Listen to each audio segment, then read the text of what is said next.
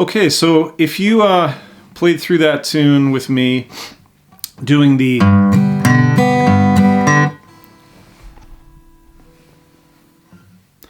Okay, so if you played through that tune with me doing the alternating bass strum that we talked about, that kind of thing, and you were able to play it in time with me and everything, that's great. And that's really where you want to be. Now we want to talk about the other things I was doing, and they break down into, I would say, two categories. One is I'm adding some things to the strum, right? So some right hand things, and the other thing is I'm adding some things to the chords with the left hand. So maybe we'll talk about the left hand first, and there's two scales that are the basis of what I'm doing with my left hand. And there are going to be PDFs for this for you to print out and take a look at. We're talking about the G major scale and the G major pentatonic scale. Now, the good news is we're only playing a few notes from both of these scales. So you definitely want to know them all over the place, but in the context of backing up a song in the key of G, there's some really key little spots that we want to look at.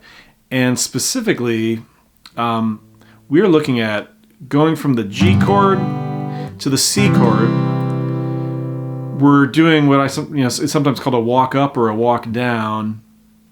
We're connecting the root notes, the bass notes, the G and the C, with some notes from the G major scale. So the pattern is this: G, and then you play the open fifth string, which is an A. Then you play the second fret fifth string, which is a B. And then you play the C. So that is the first four notes of the G major scale. Do, re, mi, fa, do, re, mi, fa. That's all it is. And then you can go back down.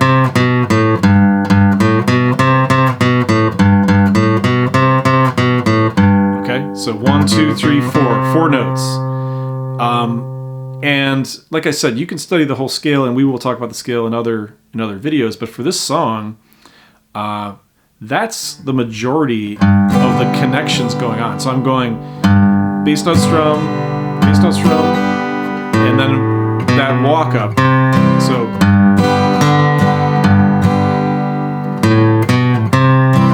So now notice you have two beats in between this bass note and this bass note, where you need to play these two notes, the A and the B.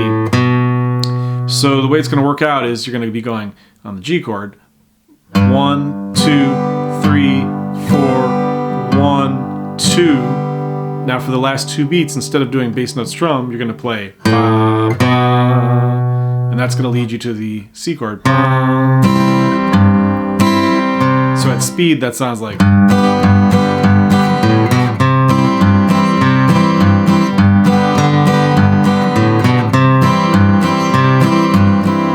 and then vice versa, if you're doing the C chord down to the G chord, 1, 2, 3, 4, 1, 2, 3, 4, 1.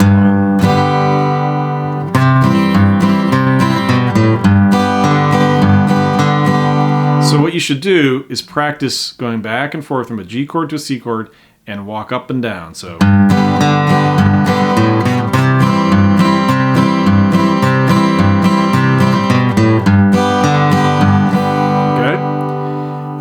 it's very comfortable. It's not something that requires you to move your hand around much. Your second finger's on the second fret already. Your third finger's on the third fret already. Just works out really comfortably. So that's what I'm doing between the G and the C. Not only that, when we go to the D chord, I'm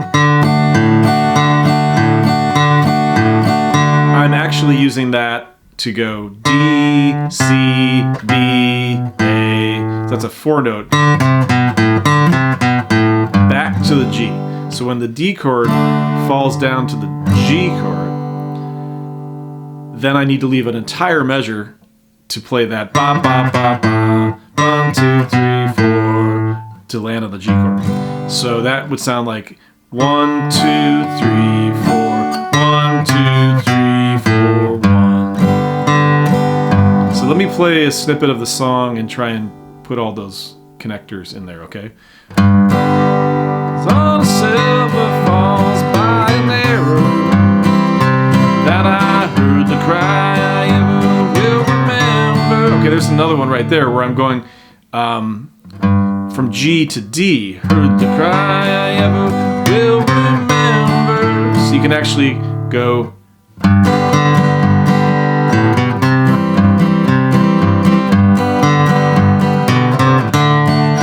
Okay.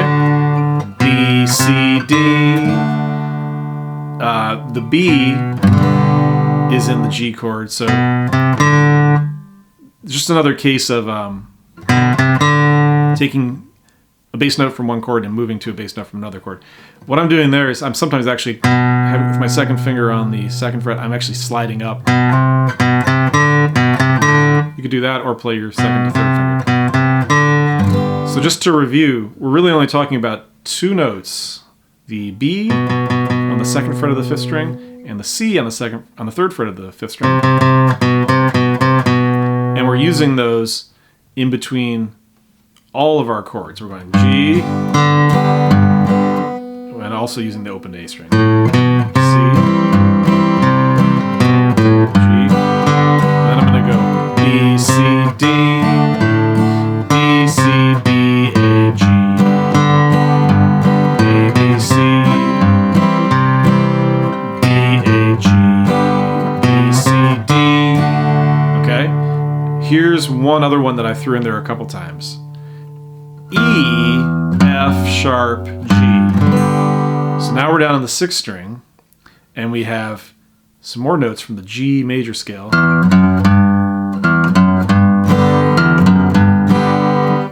F sharp, G. Now, every one of these patterns is heading for a destination, and the destination is always the lowest note in the chord, the bass note. So the destination is always beat 1, since the pattern for the G chord is 1, 2, 3, 4, 1, 2, 3, 4. If you're going to do that's 1, 2, that's two notes leading to this. So if you were on the D chord going 1, 2, 3, 4, 1, 2, okay, now you have beats 3 and 4 left of this measure. And if you're going to change to the G chord, you would have to go. So it's 1, 2, 3, 4, 1, 2, 3, 4, 1. Okay? So it might sound a little confusing explained that way, but we're just kind of playing these small connecting note patterns that tend to be 2, 3, 4 notes. And so you just simply need to think in terms of where are you trying to get to? So if this pattern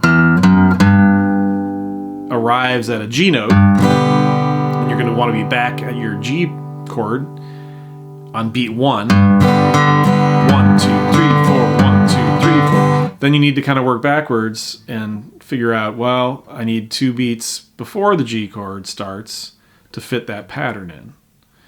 And if I'm doing the D chord, 1, 2, 3, 4, 1, 2, 3, 4.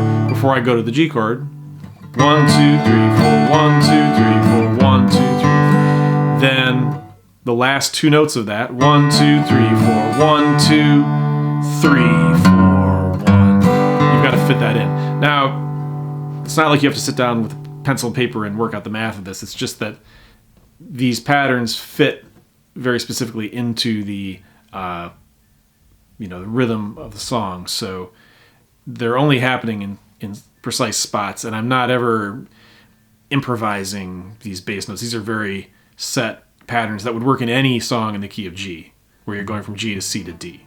Okay? So now, if we're going to look at the... Well, actually, before we get to the write-down, there's one more thing I'm doing only occasionally, and I mentioned the G major pentatonic scale.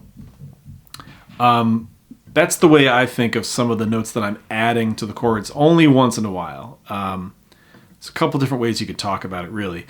In the C chord, I'm sometimes hammering on the note that I'm playing with my second finger. So the second fret of the fourth string.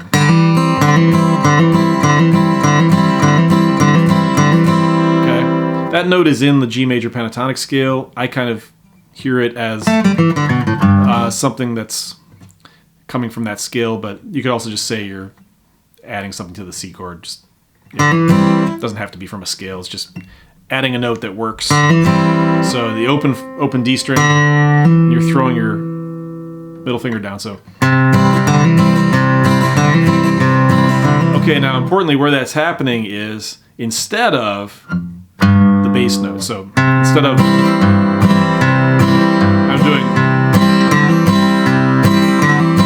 So I'm basically going from the fifth to the fourth string, and then I'm hammering on.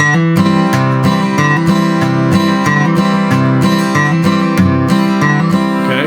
Likewise, you can do that in the G chord. I don't think I do that very often, but you could do that.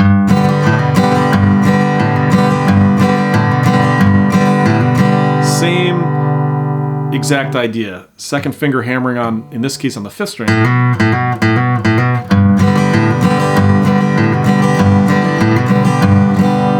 One other thing I think I did do is kind of a modified, kind of a bluegrass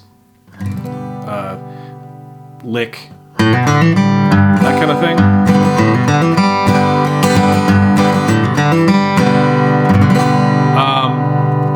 Which is just those two ideas, the hammer on in the C chord and the hammer on the G chord, kind of in sequence. 1, 2, 3, and forward. 1.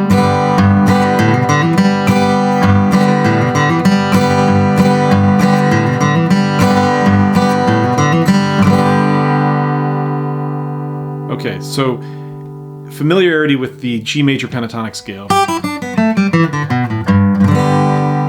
is where that comes from, because you get used to playing little licks in the scale, and once you're comfortable with that scale, those are going to kind of happen naturally. I don't think you need to really count those out or anything. So, we'll talk about that scale, and then maybe come back and see if you can start throwing that in a little bit.